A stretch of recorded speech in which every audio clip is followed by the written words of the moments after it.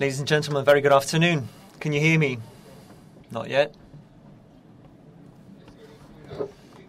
Do we have sound? So, very good afternoon. We're going to crank it up a bit so that everyone can hear this conference, this first conference, Vape Expo Paris 2014. We are going to talk this afternoon about a very important and interesting subject, which is health. With two people around the table, I'm going to present you in a few moments. So Vape and health is the theme of this subject, the review of the state of health and security.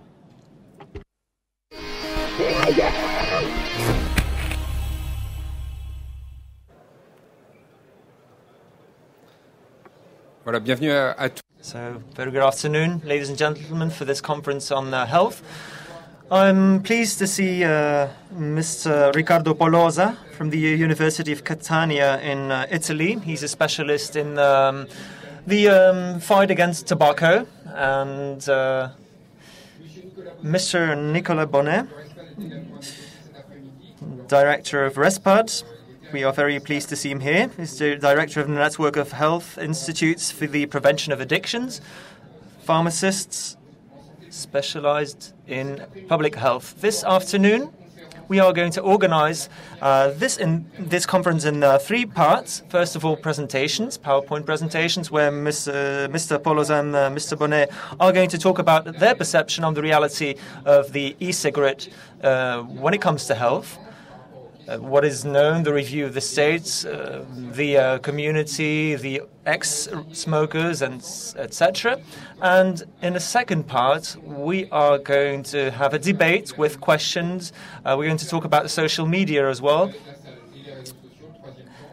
And thirdly, we will give you some time to ask some questions, and we will have a possibility to answer some questions on risks involved, and also public health, of course, and how the government sees electronic cigarettes. First of all, I'd like to give the floor to Nicolas BONNET from RESPADD, and he has prepared a presentation on the subject and on the state of the matters for the electronic cigarette. Very good afternoon. Thank you for inviting me. I'm very pleased to be here today. So, indeed, I would like to give you some slides on the electronic cigarettes and what the scientific studies around this subject about smoking addiction and how it is perceived by the big public and the companies as well. So, first of all, the electronic cigarette has become popular recently. In 2006-2007, the first electronic cigarette was developed, and it was a product that was created for the consumers, with the consumers, and it has been adapted since the origin of the electronic cigarette. And we arrived, of course, to a certain result. And in 2006, the first electronic cigarette was made, and 2007 to 12, we had some adjustments, an enormous development within the electronic cigarette. New products were launched onto the market, very performing. There's an improving results on the products. And, of course, a lot of shops where you can buy these electronic cigarettes. There are more than 1,700 in 2014, so it is an enormous expansion of the number of boutiques, shops. And some companies who produce tobacco are starting to buy electronic cigarette companies. So you know that the electronic cigarette, how it works. It composes of different parts. These are the most important ones. So the wicks, the e-liquid. You can inhale the fumes. There's an electronic part as well with a battery, a diode, so that the liquid can get a certain temperature and evaporate. There are very sophisticated materials on the market. Also, aesthetics plays a very important role. You know, there's a lot of models on the market.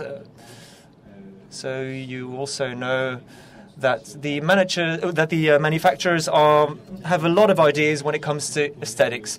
Then we have the e-liquids, which are composed of propylene glycol, vegetable glycerine, water, aromas, alcohol, and nicotine. So the first two are the most important ones, and the other products are in smaller quantities present in this liquid. And then, of course, we have nicotine.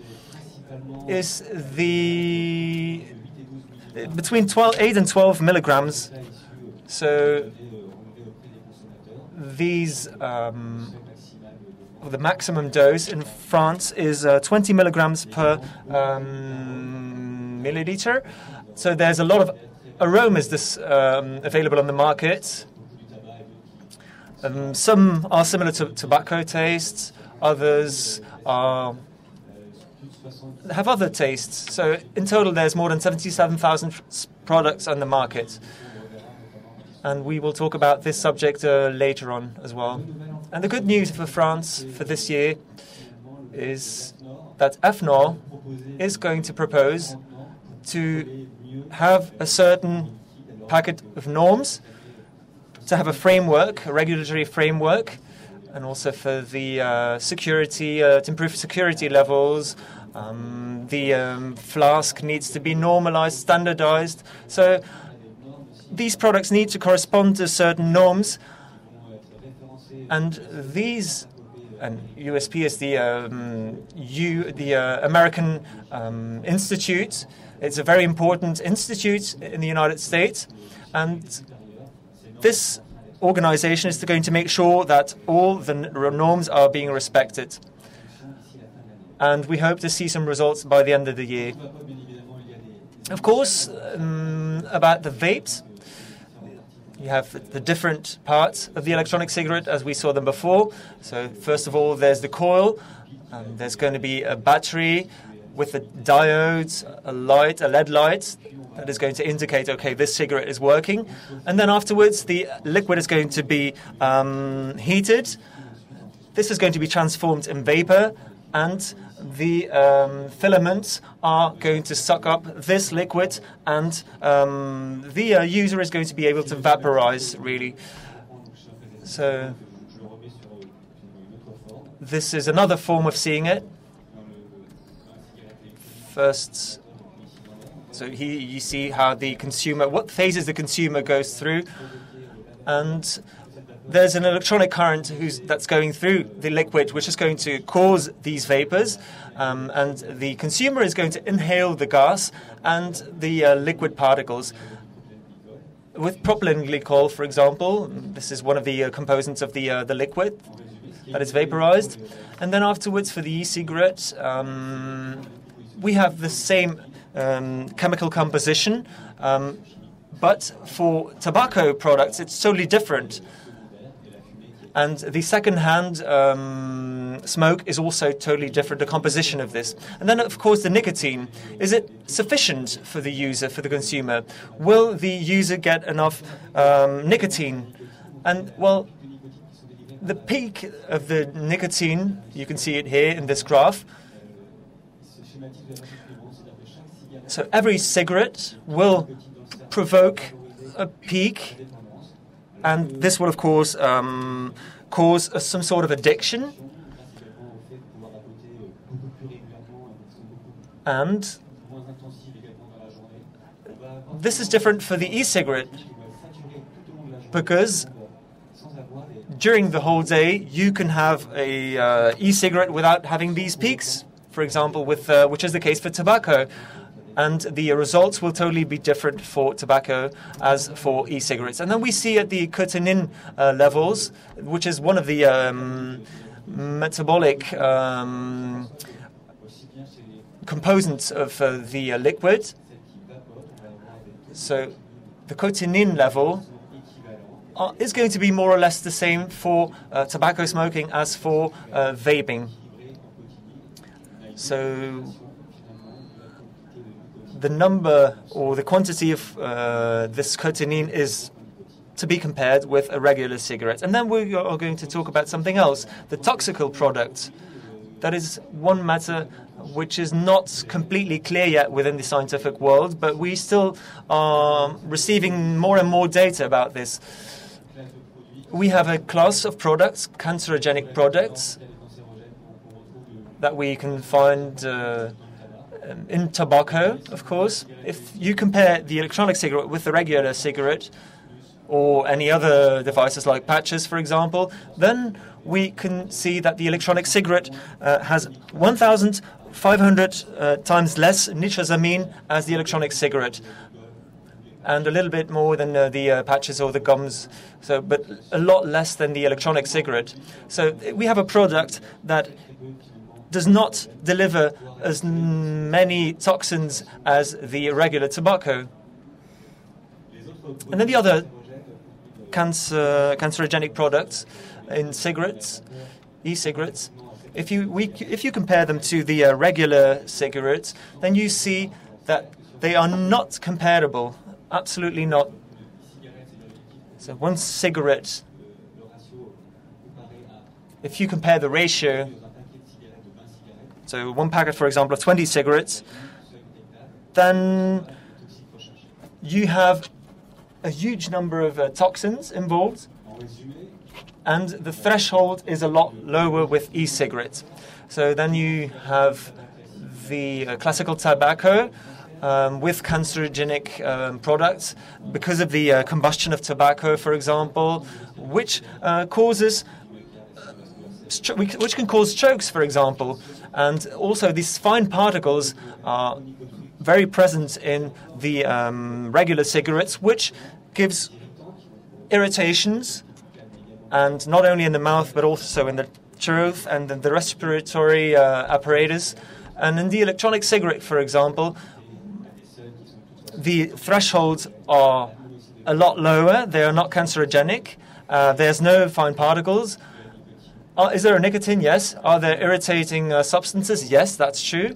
But these are a lot lower than with a regular cigarette.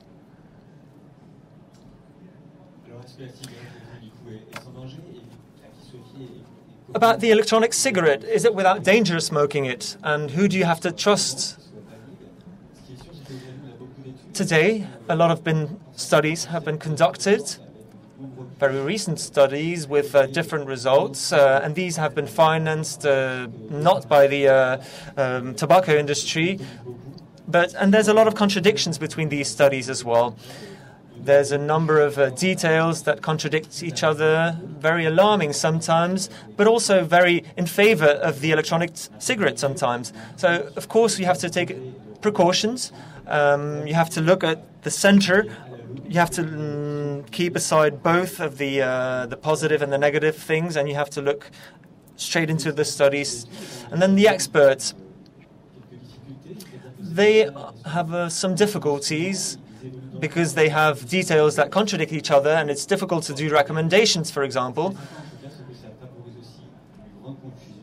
And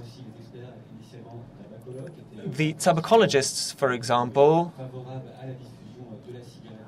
are more in favor of electronic cigarettes, and they also give their ideas on the electronic cigarettes. And then maybe one last thing. One thing you have to take into account, and that's something we saw in the different tables as well with the toxins, is that with the electronic cigarette, we're on the highway in the good direction, so 130 kilometers an hour, so we have to adjust a little bit. We're not in a completely right framework as yet. But with the with the regular cigarette, we're driving in the opposite direction, and it's really dangerous. So two completely different positions. And of course, we have to improve the knowledge on these electronic cigarettes, on the health issues, and etc. But we're already going in a good direction. So the thresholds, for example, are already known for a great part. And we know that it is far better than the regular cigarette. And then second-hand smoke, very passive smoking, very important, causes a lot of polemics. And the second-hand smoke, Does it exist for e-cigarettes? Well, for the irritating substances and nicotine, it is true, it exists. For the cancerogenic substances, we're not sure yet. We're waiting for more details. And for carbon monoxide, no, not at all. And then you have to take another point into account, which is the time it takes to evaporate. And if you smoke a regular cigarette, you have fumes which are a lot more toxic than with e-cigarettes. So what is very important is to look at the number of times you inhale and exhale. With the electronic cigarettes, you have about 300 inhalations for of each 3 seconds. And with 20 cigarettes, 7.5 minutes for 15 inhalations. So the time is different, 15 inhalations, and you will have about 150 minutes of exhalation, and so a lot more exposition for the people, exposition to these smokes. And then the half-life of the particles in the environment will disappear a lot faster with vaping devices, whereas for the cigarette, it's about 20 minutes. So very short period in the half-time, so only a couple of seconds later after exhalating, there's no more gas in the atmosphere. So what are the effects on the health? We have discussed this a lot.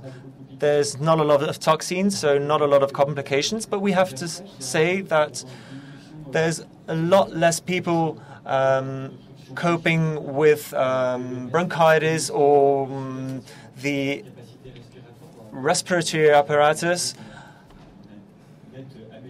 So compared to a regular cigarette, this product is a lot better. There's no tar, there's no cancerogenic or almost no cancerogenic particles. So smaller risks. The electronic cigarette is indeed a very tool that reduces the risks, even though it contains nicotine. And what are the effects on long term? Well, we're not going to discuss this because there's a lot of studies we have to wait for.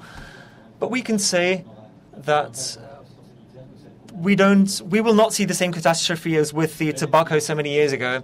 What is the evolution of the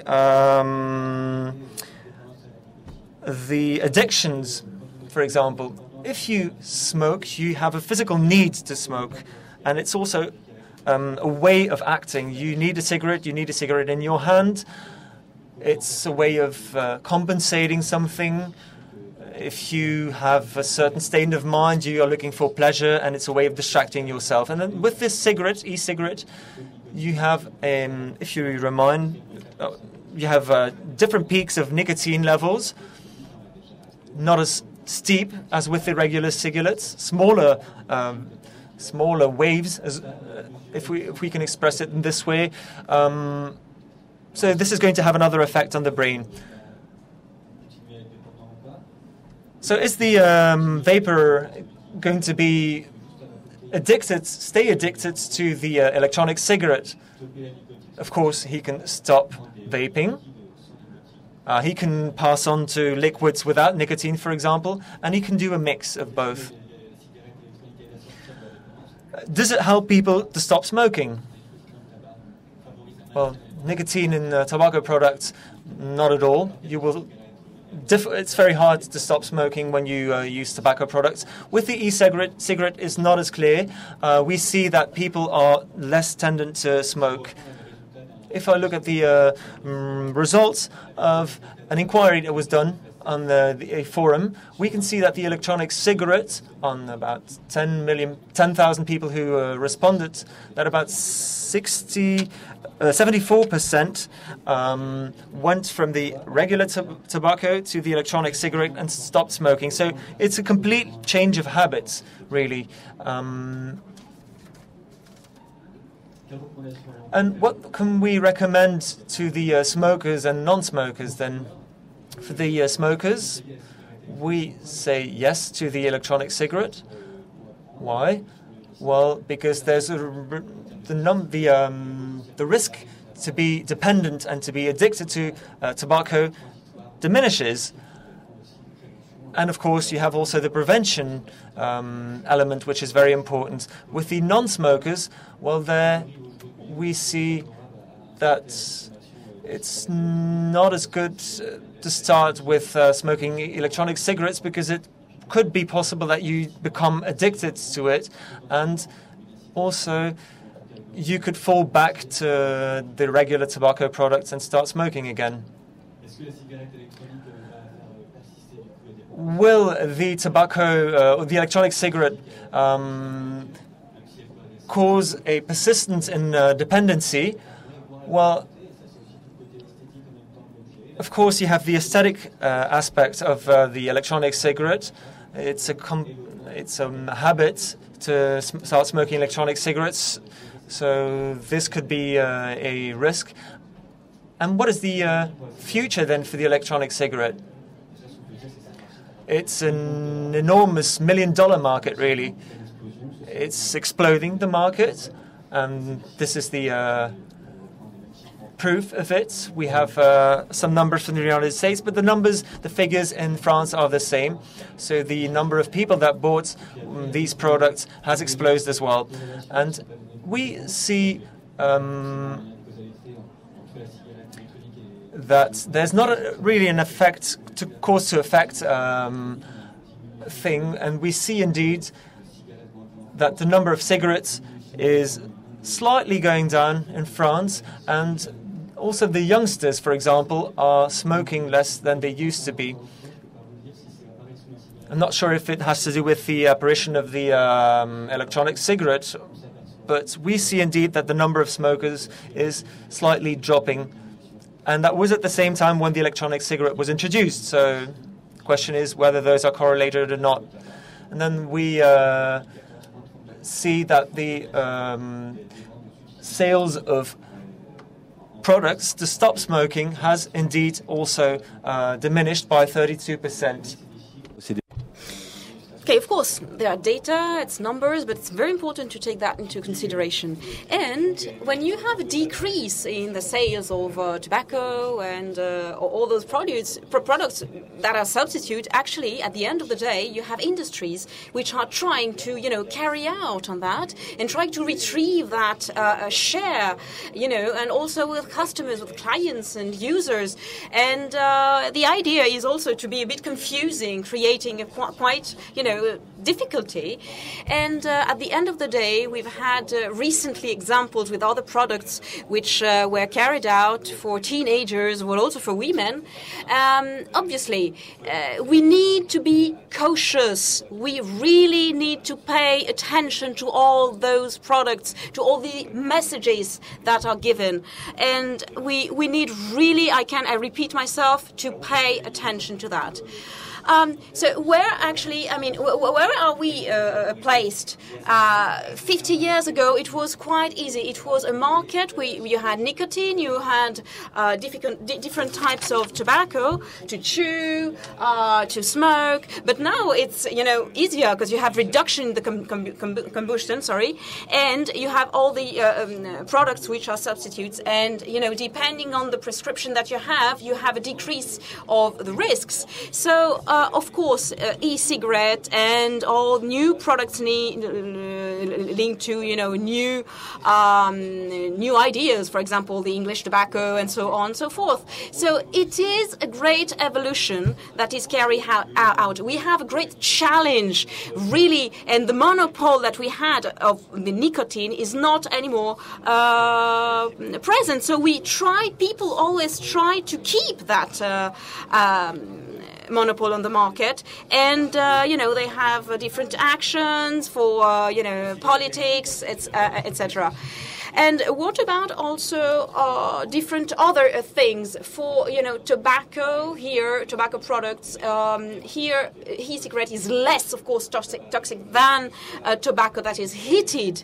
And apart from all the toxins that you will take into consideration, you have less in the e-cigarette anyway. And finally, risk populations. And of course, we do not advise the consumption of those products, even though, at a certain moment you need to, go together with people. I'm dealing with pregnant women, for example, but also young people and previous smokers, as well as non-smokers. So for all these, so-called risky population, we have to pay more and more attention and keep up with that behavior. Now, as we saw before, decrease in the consumption, but at the same time we have, e-cigarette that is increasing mainly in Paris area. What do you, what does that mean? Is that a reduction of the overall group? If we take the American data, for example, we can see an increase between 2011 and 12 from people who started smoking and just, to have an experience, new experience. But at the end of the day, we have a decrease of those people who, consumed nicotine product. So, what about young people? Do you think they are obliged to, carry out with smoking products? I'm not sure. It is a question people often ask me. I'm not sure because, it depends on the trends, depending also on the experience that young people have. So who decide what? This is my last slide. We have different players, very important players, of course, medicine industry. And here you have all market shares as far as all consumers are concerned, but also people who are addicted. And, before they were only treated with the, sanitary systems and or health systems. But now it is different. Really, we have different points of view, and the authorities, public authorities, do hesitate a lot on what choice to make on the diffusion of products. That could be e-products or also personal vapors. So, of course, e-cigarette is very, very present. We have a lot of players, as I said, and we'll probably have a decrease of actors, of players, with a focusing on the, and of course, more important persons and actors and players. And, also we have all the tobacco shops, for example, who try to keep also to dominate the market. And also here I wrote parents and society, which doesn't know what to do, and you have contradictions in the society, in education, and people are a bit lost. So then we also have law, rules. What about taxes? What about regulations? What about trading, industry, and so more? To develop that will have, I hope, the opportunity to deal with in the future, having, of course, precise data coming from literature that we do not have here yet. So that's very important. And I hope that great work will really, be taken into consideration by the authorities. So many thanks for your attention. And I'm here to, of course, answer to your questions. And really, it is a tool, the e-cigarette, to reduce risk. So please diffuse that in all the population of smokers. Thank you very much. Merci beaucoup, Monsieur Bonnet. Many thanks to you. Before giving the floor to Professor Riccardo POLOSA, I have one question, actually, or an observation, remark. You have signed an article in the Washington Post, which, had a great echo on the community of vapers. Could you please make a summary of that article? And second question, is to know why, beyond the debates, beyond the effects of the e-cigarette on health, why don't we have a consensus of that famous highway, that exceptional metaphor that you were using before, to find an agreement? You are, driving 140 kilometers per hour. So why can we have those terrible attacks as compared, to all the past? Because we are here. There is a great difference between the two products as far as the risks are concerned. Many thanks for that question. the article that was published, in fact, in that newspaper, together with Jean-Pierre Cotron and Philippe Michaud, president of IPSA, the other association, that article was, a consequence of the diffusion of the WHO on the e-cigarette, and that appeared a few weeks ago. And reading all these recommendations, actually, we will pay attention to that after on the World Health Organization. But nevertheless, we wanted to react as soon as possible in order to, to focus the right idea, giving right data, correct data, and not, saying nonsense, and also to stress the different lobbies, and which are very, very present also in the WHO, and that's obvious. And sometimes they're not favorable of the diffusion of e-cigarette. So that's why we wanted to publish that article, trying to be objective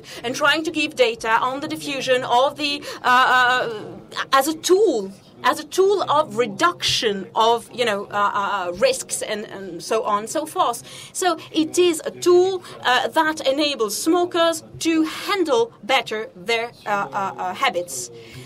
What about your second question, that metaphor that was very nice about the highway? It is a very good question, actually, and it's difficult for me to give an answer, actually, because, not a unique answer. It is a paradox at the end of the day, that metaphor, because you have a product, because you do not know everything, but you know somehow a lot about safety, about the decrease of risks as compared to the cigarettes. And why is it suffering from so many attacks, from all the communities, which could be politics, could be health, could be public authorities, and so on and so forth? It is a real question, a real debate. We have a lot of challenges beyond that, challenges linked to society, to finance, to different topics.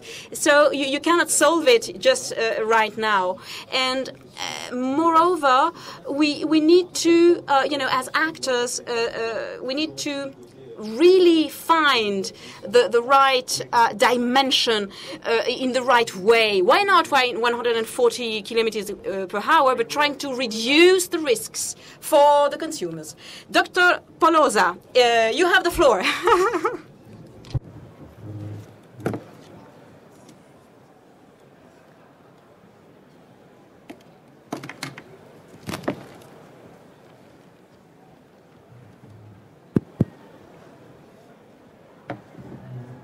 Bon après-midi, Paris.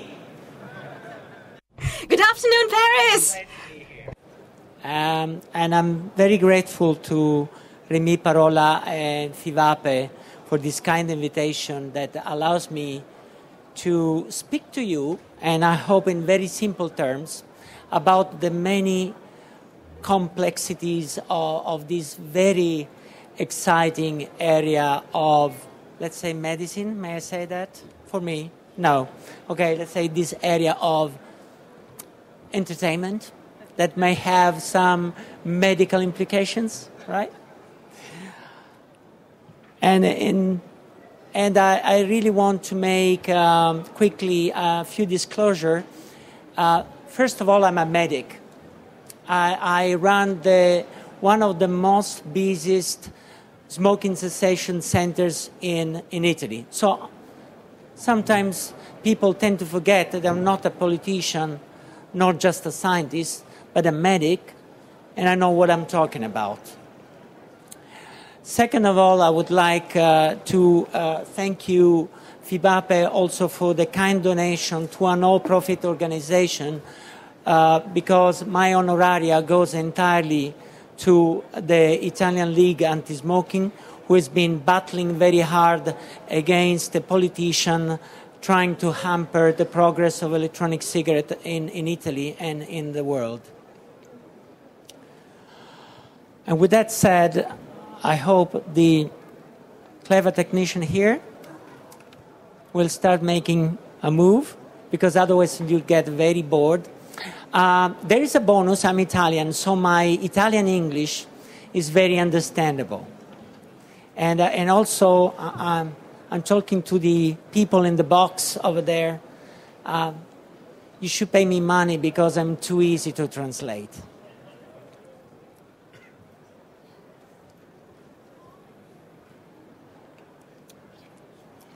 Okay, I think you don't mind if I sit down, do you? Can I sit down? Right. I think the reason why you're here trying to listening to me is because you care about yourself. Because you want to know whether this change in lifestyle is an healthy choice or is not an healthy choice or is something in between. Right? So that's the reason why the title of this talk is How Healthy is to Vape Today? Yesterday was less healthier, today is much healthier, tomorrow, question mark.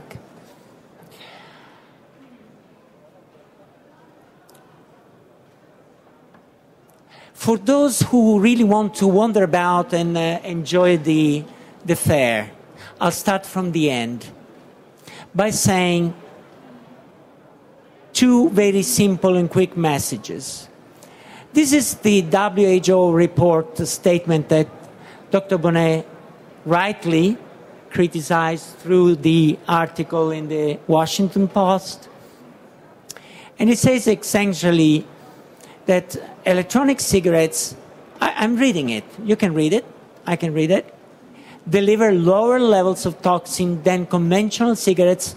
You know, public experts and public authorities, they say, however, but, they're never happy. There is always a but, there is always a however.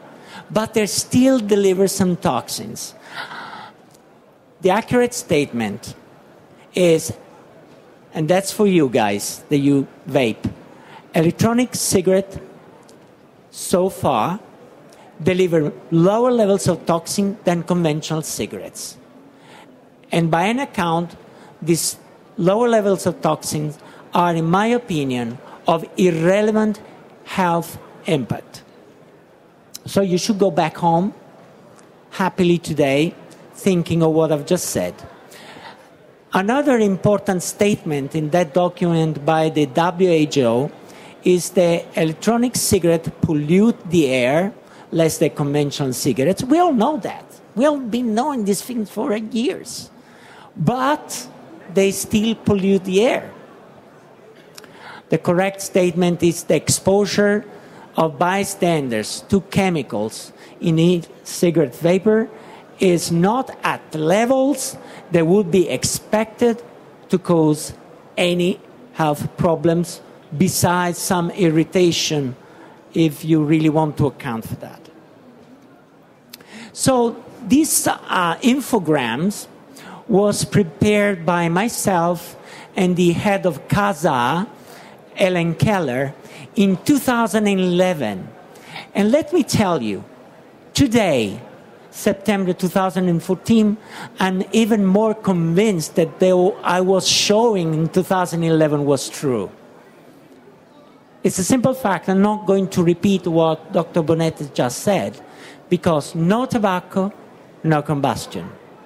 Just vaporization of nicotine-containing solvents plus some ingredients, actually some ingredients. Now, you see there are over 80,000 different ingredients. Nicotine fats. So we are taking nicotine. But nicotine, is that really dangerous? Besides the scaremongering and alarmistic big titles in newspapers, especially in Spain, but also in Italy, and I'm not sure about France. I lost track of news media in France. Also, okay, nicotine is not a poison. Nicotine is a neurostimulant. And many people just use it because they can function intellectually, cognitively, without nicotine. I've been knowing many painters, many writers, many journalists, and they just said, I cannot go on without my fix. Okay? So depriving them of the fix will cause some discomfort. And having electronic cigarette on the market, on the stage, will relieve that discomfort. But let's forget about this. Let's focus on the health issue. Nicotine is not a carcinogenic substance. It's not causing lung disease. It's not has some effect on cardiovascular system, but it's not surely causing heart attacks or these kind of things. And just to draw a line, even an electronic cigarette basically is not nicotine that it may cause the problem. If there's something that really needs to be investigated, it's not nicotine, something else.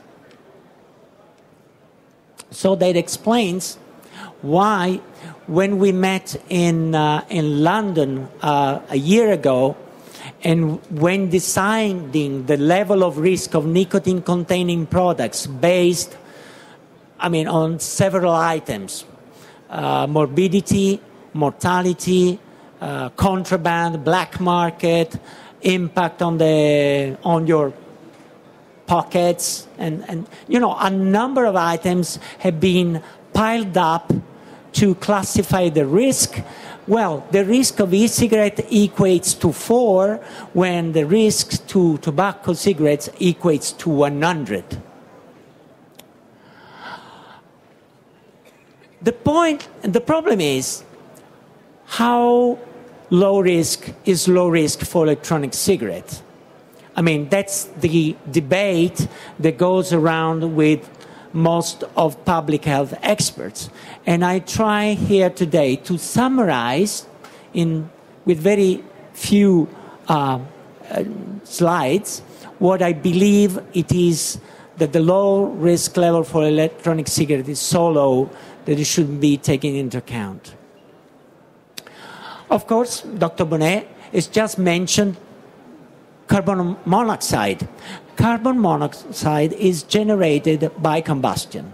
So basically, and you see from this slide, the circle dot is people who quit smoking. So their levels of carbon monoxide starting from 20 parts per million goes right down to below 7 parts per million, which is basically normal.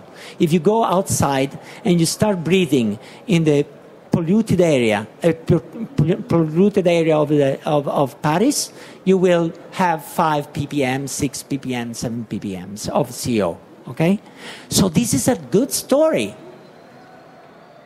Vaping does not raise carbon monoxide. Why? News is saying nothing about this? Huh? It's a very important toxic.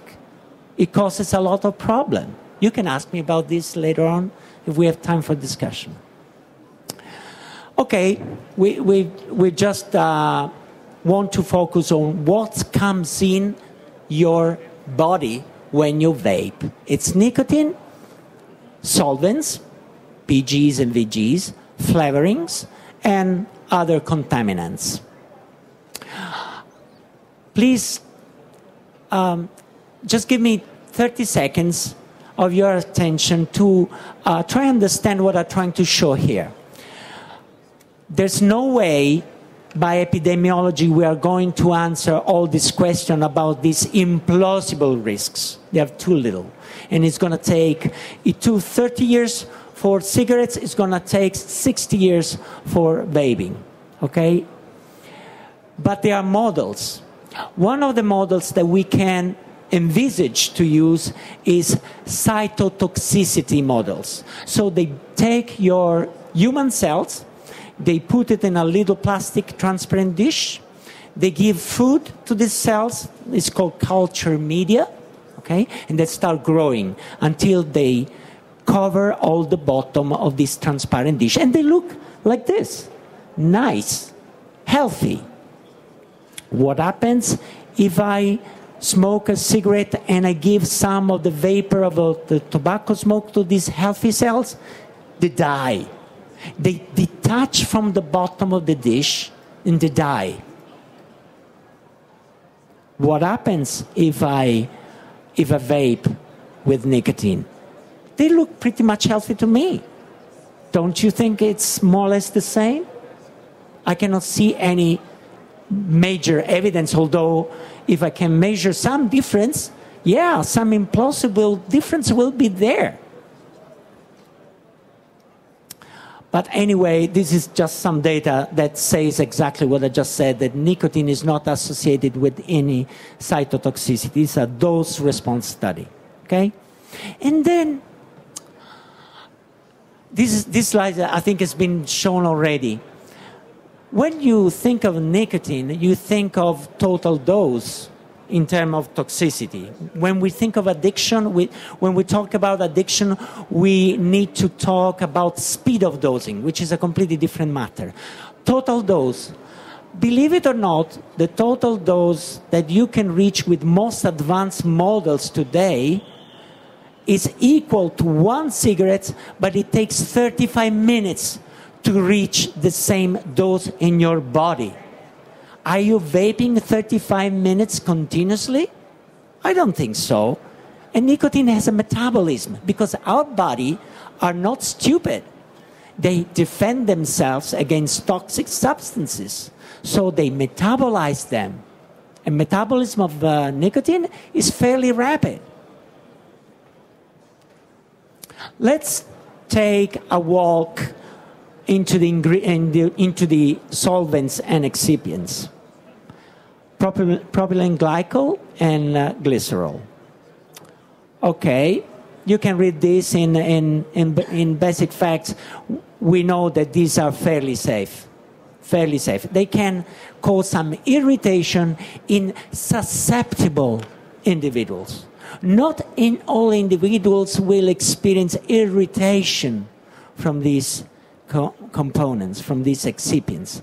And as a matter of fact, you can switch from PG to VG just to see whether the excipients is less irritant for yourself so that you can enjoy vaping.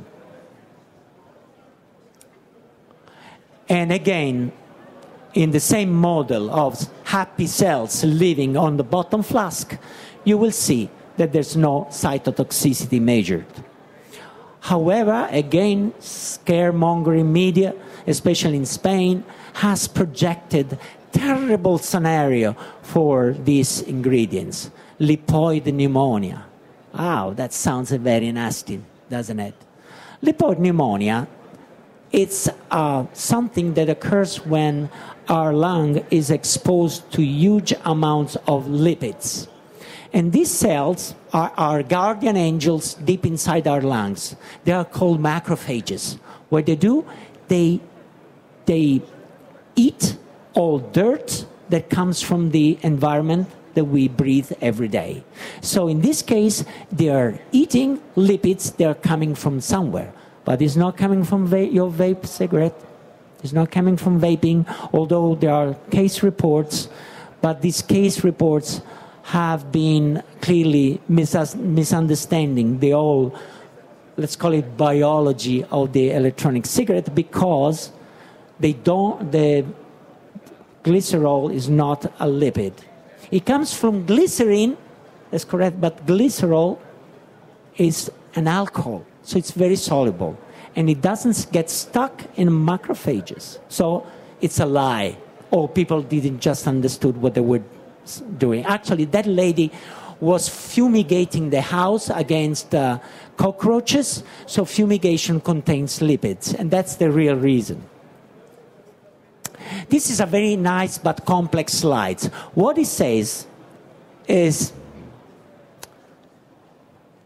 this constellation here is a collection of all side effects that have been collecting through vapors through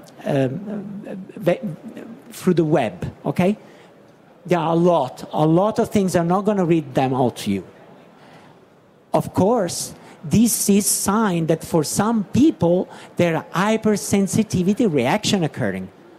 Let's talk about eye drops. You can use eye drops. Anybody can use eye drops, but there are people who are sensitized to some components in the eye drops, and about 2-3% of these people will not be able to tolerate it. And that's exactly the percentage that we see in the survey. it's not here. There are a number of side effects, for example, in asthmatics who vape these ingredients. And to me, as a respiratory physician, this is incredible. Why is it incredible? Because an asthmatic patient can develop asthma by breathing cold air from the Alps. Nothing is more clear than the cold air from the Alps, but it's cold, so it's irritant. The same asthmatics will not develop asthma with vape because it's warm and doesn't trigger asthma attacks. Okay, so, but there are 2-3% of people with respiratory condition that can develop problems, but just as somebody can develop conjunctivitis from the wrong eye drop. So Flavourings, this is a hot theme that would require a long time. I'll try to summarize again using the happy cells on the bottom of the dish, so I don't have to re-explain this to you. And all I'm going to say is there are some ingredients that can cause some cytotoxicity, okay? In this case, coffee. But mind you, coffee will be banned by the TBD anyway because it's psychostimulant, so I'm not going to talk about this. There's been also quite a lot of talk about cinnamon and cytotoxicity. I do believe these are very early studies with very early products. I think most of what we see here is that some products are containing contaminants, and it is the contaminants that is causing cytotoxicity. In fact, the level to which this cytotoxicity was occurring was 400 times lower than the levels that they are allowed by the Environmental Protection Agency. So there must be a mistake somewhere. The research in this area needs realistic approaches. And I'm not going to delve into this because I really want to keep it nice and short. Another area of great interest is the acetyl and acetylpropionyl. These are the components that give the battery aroma to many e-liquids, okay? Why we started having problem with diacetyl and acetylpropionyl? Because we know from occupational medicine the term of popcorn lungs. To make popcorn, you need a lot of diacetyl, a lot. And we know that from the early studies in the 70s, when the workers in these factories went unprotected, they developed this popcorn lung disease. Okay. There is a lot of diacetyl in the e-liquid for obvious reason.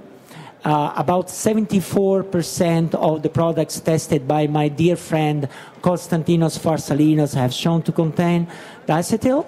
And it seems to be a bit above some safety levels that are being recommended. Okay, so the obvious recommendation would be let's limit diacetyl. But I really want to stimulate your thinking by saying, let's look at the tobacco cigarette. Tobacco cigarette is in the range of 300 to 400 micrograms of this stuff. So if I project diacetyl in your good old own brand of tobacco cigarette, it goes off scale. And in fact, I've never seen popcorn lung disease in a cigarette smoker. I see many cigarette smokers. So you really need, it's not a problem. It's avoidable because there are artificial flowers that can do exactly the same job, and their toxicology is very well known and it's perfect. But to me, it's a risk. It's an avoidable known risk. Contaminants. There's a lot of talk about heavy metals. Most of the heavy metals are coming from the wick and from the coil. It's nickel chromium most of the times. That's the main. But usually the main level of nickel chromium coming from these elements in your electronic cigarettes are not of levels that can endanger you, because they are all within those limits presented by the U.S. Pharmacopoeia. The U.S. Pharmacopoeia sets a limit that is in that red box. I'm not going to read it, but it says for inhalational drugs, so there are metals in the drugs, in the vapors in the drugs, nebulizers, stuff for asthmatics and COPD patients, okay, are very well within those limits, although they are comparable to tobacco cigarettes. So don't worry about that.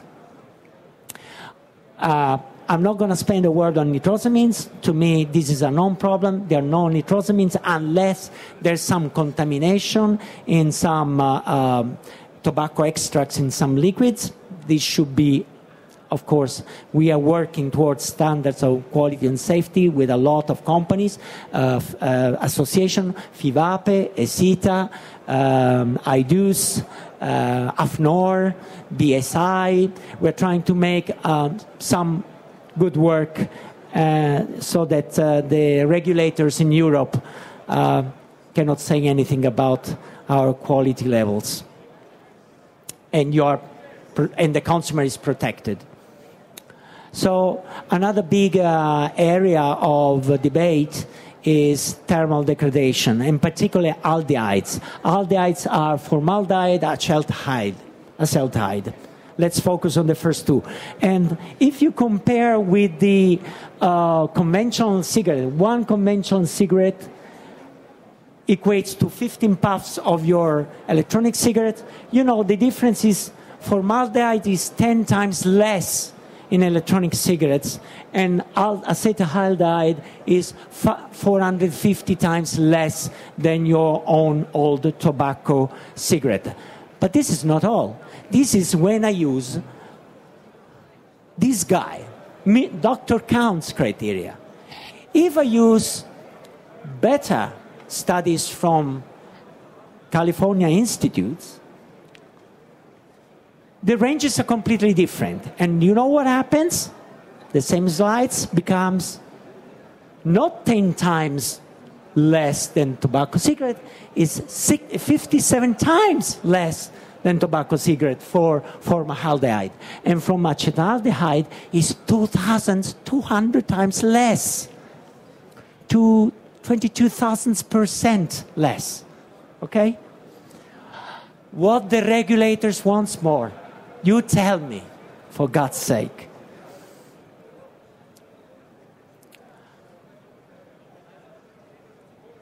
Of course, and that's for you guys, that you play a lot with your little toys. There's a component that needs to be controlled, and that's its temperature.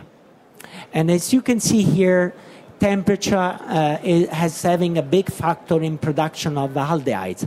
Aldehydes can be a little bit carcinogenic and are irritant as well. But let me tell you something. Developing a lung cancer takes more than one single cancerogenic substances. It needs a cocktail. And if you think that tobacco smoke contains more than 10,000 different chemicals and more than 40 recognized carcinogens, you know why you may develop lung cancer. Not all smokers develop lung cancer. So we have an inbuilt defense system that protects us. But more carcinogenic substances, the more the risk. If you have one, implausible. Okay, so you see temperature is having an effect. But again, this is nothing compared to tobacco cigarettes, once again. This does not mean let's have big vape, let's put more wattage in our wicks and coils. You need to be also responsible. We need to inform you how to use properly your device. So it's your lifestyle decision whether you want to be healthy or even healthier. Okay? So it's all about lifestyle choices. You can decide to quit smoking or to quit vaping and to go to live in the Alps and to run in the green fields like this young lady. And that's your healthy choice. Can you afford that, guys? Do you want to live in the Alps, in the middle of the Alps forever? No, you're stuck in Paris. Okay? And believe it or not, what you breathe in Paris is going to be something in between your vaping and your good old own cigarette.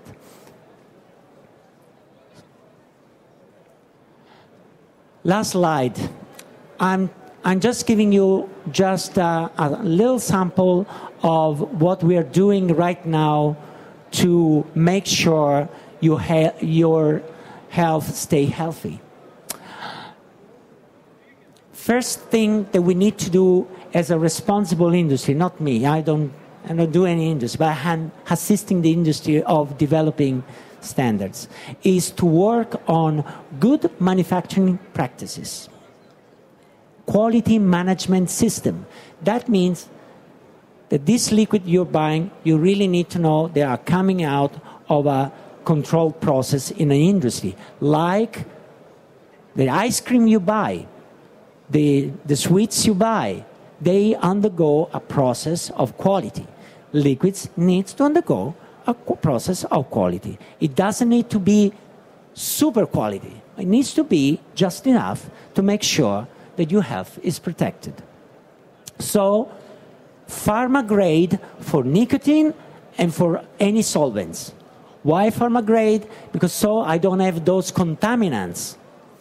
Okay? To me, the problem of contaminants is more a problem of discussion with regulators. They say, but there are a little bit of nitrosamines here. So let's try to avoid all this discussion by working on pharma grades. I'm not saying natural flowers are bad, but from a toxicological assessment point of view, are dodgy and complex and expensive. Because many artificial flowering can just provide you with the same appeal, why don't use them? They have full toxicological risk assessment done, so why not use it? That would be the best way out. Food colorings. There's a lot of debate about food colorings. In my opinion, they do not add very much to the experience, so I wouldn't use it. But many producers would object to that. Another area which relates specifically to what I've just said about formaldehyde and acetaldehydes, it's temperature control. But new technology is coming. The new technology will allow the electronic cigarette of the future, but the future is tomorrow, really tomorrow. Basically, we do already have temperature control that really works. So they will not speed your car about 130 miles per hour. You'll have a BMW with speed control at 80, sorry. But if you want to be safe, that's what you should do. And of course, there's also the big chapter about safer materials like wicks and coils and plastics. You know, they can all have an influence on your health. But I think together with temperature control, we are going to minimize this aspect. And all of this just because consumer safety must be a priority. It's not just about health. It's consumer safety. It's a basic principle. And this industry is very, very young. So it needs some standard of quality and safety. And by the way, this hand is mine. Thank you.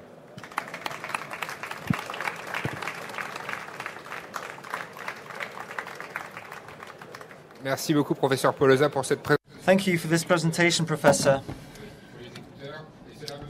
So thank you for this presentation. And tomorrow we will have a conference on the standardization, normalization of the vape products and the actions that are done in France, and of course our European partners as well, CETA, for example. And we will be able to see then what the different challenges are that we are facing with to get to certain norms and standards and to guarantee the health and safety of our consumers. There's a microphone going around in the audience, so if you want, you can ask some questions to Mr. POLOSA and Mr. Bonnet. Maybe specific questions, general questions, personal questions even, as maybe ex-smokers or vapers. Who would like to ask a question?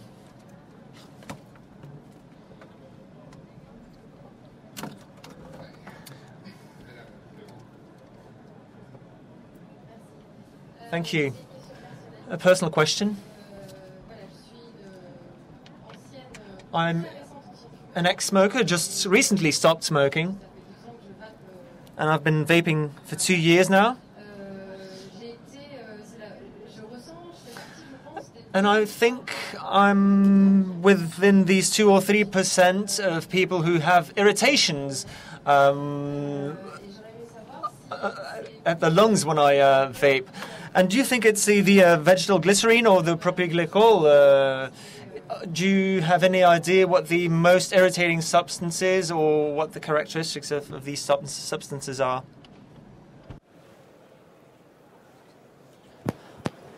I'll speak slowly, okay? There can be, as you've noticed, many different substances that can have irritant effect. Nicotine itself is an irritant. The throat heat is given partly by nicotine. PG, as you know, is an irritant. So you can switch PG into a complete VG product. Have you tried that? That's a possibility. What kind of electronic cigarette do you use? Is a variable voltage? Is nearly a big battery? So make sure that you're not going over the top. Feel your senses. I mean, Phil Basurdo just said it. You know, you can actually do a lot to improve the irritant effects just by feeling yourself. If you start feeling that there's a burning sensation, and if the aroma is not just right, that means that you're overburning your e-liquid, and this will likely to cause generation of many different substances that may generate irritation. Probably the most irritant substances that irritates you, we don't know. The unknowns of the e-vapor chapter. You have to find that for yourself. Otherwise, just quit even vaping and try to go to the Alps. C'est la personnalisation de la vape qu'il vous... So personalization of vaping, I think. There's a question on internet. Nicolas Bonnet, maybe you can answer this one. What about parents? They want to know what happens if their children become vapers tomorrow. There's a study from OFT, and this study says, okay, people that start with the electronic cigarette are later on going to be regular smokers as well. What is the relation between e-cigarette and the tobacco?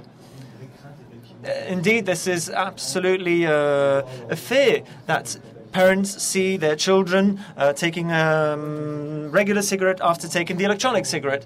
But what we see is that the younger people use the electronic cigarette to experiment, and that afterwards they could start smoking the regular cigarette. So some youngsters from 15 to 20 years, the number of these children that smoke is going down. And what happens with these youngsters that start experiment? Are they going to go for the cigarette? Are they going to go for tobacco products? Nothing is less sure. And I'm also involved in research in Paris concerning this. And indeed, the youngsters are experimenting. But they're not necessarily going to pass on from an electronic cigarette to a regular cigarette.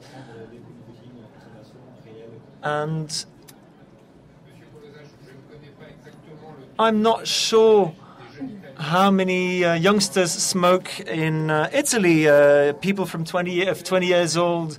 What is your analysis of the link between youngsters and vaping in Italy? We don't have data in Italy to comment on that, but my impression by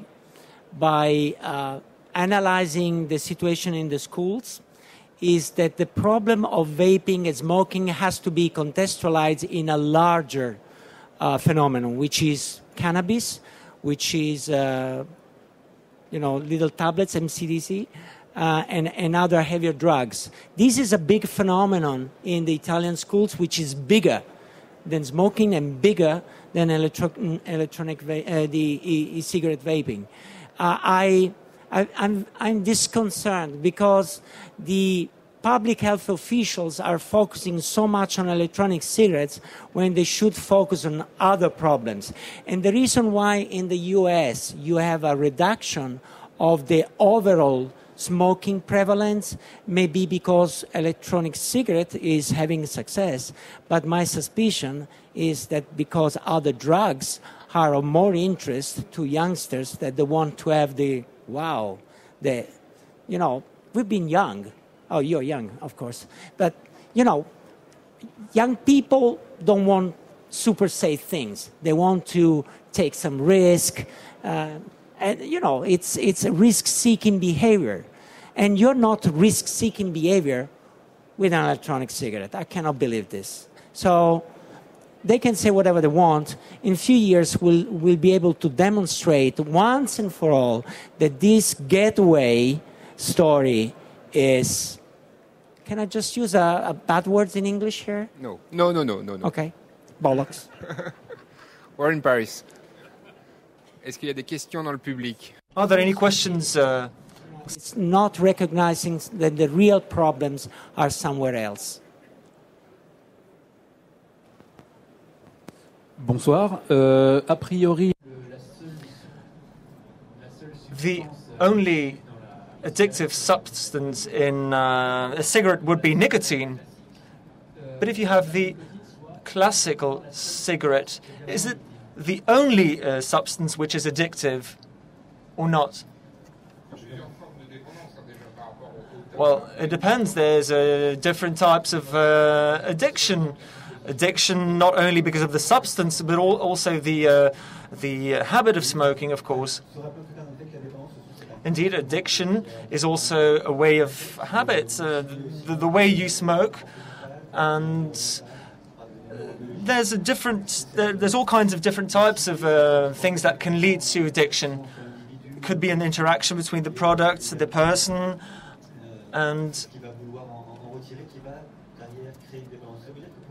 so to become addictive, you have to be in a certain context. And of course, you told us that the scientific studies showed, and they have been there for a few years now, show that nicotine is not the cause of the addiction, but other substances that are in big quantities in these cigarettes. And of course, there's been a recent study also which was financed by the tobacco industry, and we can see that the product that everybody knows and which partially causes addiction is nicotine, but there's a lot of other substances as well. Very specific. There's very specific elements for each and every one of us. It depends on the person. So the fact that people like to smoke, it's a habit. And so another question concerning nicotine. Is it only nicotine in the cigarette that creates addiction? Jacques Louet, I'm specialist in nicotine and smoking habits. an addiction. It's more complex than this. You have monoamidylsulfidase and other substances that form part of the vapes that come out of cigarettes. And this causes an extra effect next to the nicotine effect. It's a very complex system. So nicotine is indeed the most important substance that causes addiction, but there's also other substances that add an effect to this.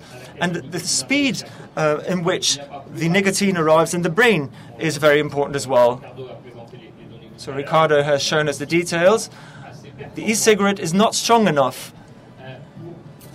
to produce the same effect as a cigarette. So you have two things. First of all, the speed that goes to the brain, and as well the fact that it's not pure nicotine, but it's a mixture of nicotine and other substances. So that's what makes the difference.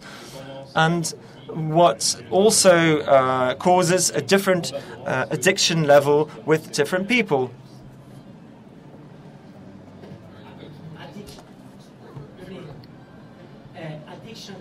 Matter of it's a semantic problem. I think I can be addicted to ice creams if I start eating ice creams like crazy. The point is how much of this eating like crazy is causing disruption in my daily life or in my social interaction. That's the real problem. When we talk of addiction, it's something in our mind. It's a stigma. You know, we talk of addiction, and we think of heavy drugs and nicotine. We need to forget to think about this. Addiction is something that can be socially acceptable, like caffeine drinking. Merci, oui, monsieur. Bonjour et Hello and good afternoon. Thank you for your explanation. I have a question. I have some friends who are still smoking, and it's difficult to convince them because of all the different information which is going on the net. Is it possible to consult your information, the presentation you gave this afternoon, all the information that you divulged? Would it be possible to give my friends this information, and is it possible to find your information in the internet? That's a very good question. This afternoon we talked about the fact that the e-cigarette is absolutely not as dangerous as the regular cigarette. And we see indeed that some people can think that it's even more dangerous than tobacco. Some people do believe that. So I think you have a number of, for example, for reduce, there's a lot of ideas that circle around and that stick around. But a lot of smokers are afraid to pass on to vaping because they think that it's more dangerous than regular tobacco. Excellent question. Because it allows us to bring on the table a very important debate, which is media is confounding our mind, and media is controlled by the strong powers, pharma, governments, big societies who live on the money of pharma and so forth. So the confusion is not just for your friends, I'm afraid. It's also for a lot of doctors. There are a lot of surveys in the UK showing that the GPs, they don't really know what to say now. They knew 2 years ago. Now they are confused by the media. So this is a big responsibility by the governments, by the media, because this confusion may cost lives. So I'm sure Jacques Lozec has got a great blog, and he will help you, all your friends. I'm sure you connect with iTunes and FIVAPE, and it'll be a great, great, great resource for your friends for serious information. Serious information. je disais ça aussi par rapport à... So I'm a vapor, and I believe in vaping. But for a smoker to be able to have access to these documents via this association, it is a lot, 10 euros. I'm not going to be the speaker for EDUS, but you don't have to become a member to get the information of EDUS. Yes, but that's what they told me. I can't have access to the information if I don't pay a membership of 10 euros. I think that our president is somewhere around. We should ask him. But also very prosaically, you have a feeling, and a lot of ex-smokers can try to explain why it is better to become a vapor instead of a smoker. And also, the people that started vaping are indeed don't like to stand next to an ex-smoker, to a smoker, because they don't like the smoke of cigarettes anymore. Just to add something, the electronic cigarette, as I presented it, is a product which will improve health for the ex-smokers, of course. And the EDUS website, there you can find indeed information on studies, and they have recommendations, which is good, which is justified. And we as scientific people, of course, we can criticize it sometimes because it's the way some things are formulated. But I think basically this is good information. And the best information always came from the consumers as well. Before, it was the government that spread information.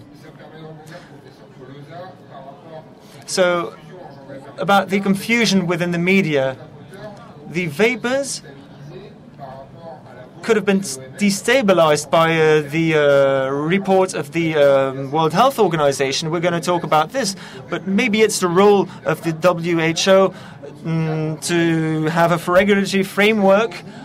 Do you think that the battle has already been lost? And how is this going to be regulatory-wise? Or are they going to want to put everything into a regulatory framework or not? What is their role within this? There was a lot of criticism, of course, as you know. But how do you see the future for this matter? Okay. My understanding is that WHO wants to consider electronic cigarette as tobacco cigarettes. That's the idea. That's their evil plan. I think it's an evil plan because it doesn't make sense. No tobacco, no combustion. Why should it be considered like tobacco cigarette? The disadvantage of having electronic cigarette being equated to tobacco cigarette is then that all restriction that applies to tobacco will apply to electronic cigarette as well, regardless. Okay? I don't think this plan is going to work. And I'm not going to tell you why, because there may be evil people that will tell the plan somewhere else. Anyway, I think we will guard the electronic cigarette future, and I think the WHO made a fool of itself, and many scientists are already recognizing how mean is this campaign, and they are engrossing the crusade of the e-cigarette, of the scientists pro-electronic cigarette. So in my view, things are changing for the better. Even in Italy, 2 days ago, I was at the parliament to discuss the new law, because the Italians were the best. They equated electronic cigarette to tobacco last year. You know what happened? Nothing happened, because they were hoping to get a lot of money by the excise taxes. They got nothing. The industry crippled, And now they are rethinking everything back again, and they want to do it properly with scientists on board. So we are guiding the process. So the taxation will be very much reduced, and it will be sustainable, because that's what it has got in their mind. You know, the parliamentarians recognize that this reduced risk and the taxation needs to be reduced at the same level. Merci. Nous allons terminer cette conférence sur cette... So this is a good hope for Italy, and we hope that things will go for the better in Italy. And what about the World Health Organization? Well, the same thing. Thank you for having assisted, having come to us and talking about these different subjects. Nicolas, thanks to you too. Thanks for following up the conferences and for assisting on the e-cigarette. And the next conference will be at 5 o'clock, Vape Culture. There will be Jan Koenen, Filer Bazur, and a third speaker. So we'll start at 5 o'clock this afternoon. And we will see each other tomorrow morning as well for a new conference and to see the review or some information on different countries.